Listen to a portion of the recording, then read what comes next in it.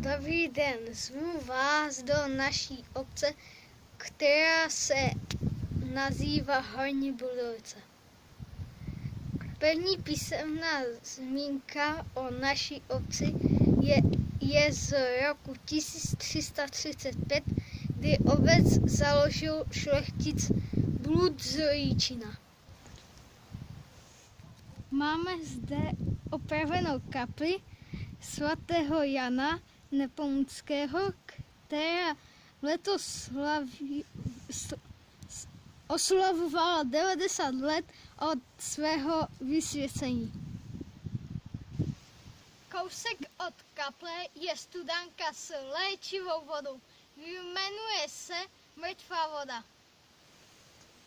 Kdo hraje geocaching, musí znát tady toto místo. Najděte kešku. U Tří křížů je hranice mezi dvoumi hesy. Vina a Friedek-místek. Jsem na nejvyšším vrcholu Kohut, který má 331 metrů nad mořem. Tam tím směrem jde vidět Lisa hora. A tam tím směrem jdou vidět Klimkonovice a hned vedle je Praděd. Jde vidět za pěkného počasí Havířov.